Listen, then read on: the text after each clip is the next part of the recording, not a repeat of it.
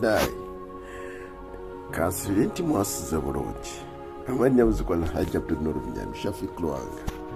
olunaku lwaleero nzikiriza nti kanve ku ggwanga lyattu lino Uganda kubanga ekirabika bannaye n'abasasula okutwala amawulire mutwalayo ganjwanjwa olunaku lw'eggolo omu ku basajja eŋŋwaŋŋuli abatuwa amawulire era ne bakyankalanya eggwanga lyattu Uganda buli omu ne yeebuuza ddala bano amawulire bagajjawa omukulu Fred Lumbuye awangalira mu mawanga g'e Bulaaya kyaddaaki yasobodde okubeera ng'avaayo n'abuulira eggwanga nga pulezidenti Yoweri Kaguta Habulwa Museveni bwe yasobodde okulambula ku kisaawe ky'Ennakivubo era n'atugamba nga bwe yajjidde mu kamotoka ak'olusaazisaazi wamu n'okubeera nti yawerekeddwako aba SFC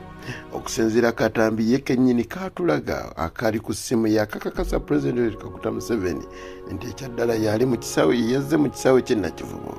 munnange kaabadde kanjwanjwa era kabadde siikeko era tutuusa okuvumirira oyo yenna atuusa amawulire ku mukulu ono Fred Lumbuye nti munnange ate oluusi ssente z'omuntu zibaleemu amagezi.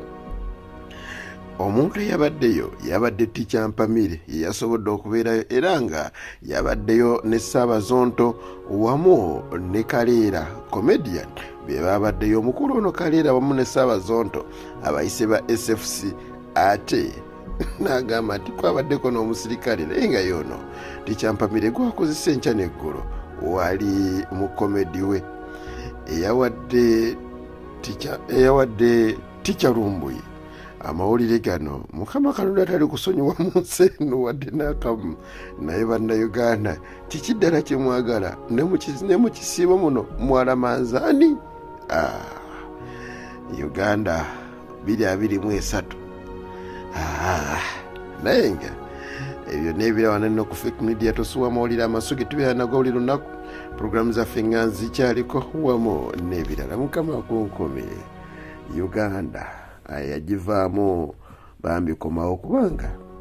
enyuma ye pulezidenti Museveni yagamba yatandika dda omuwoomera Allahu akbar walillahi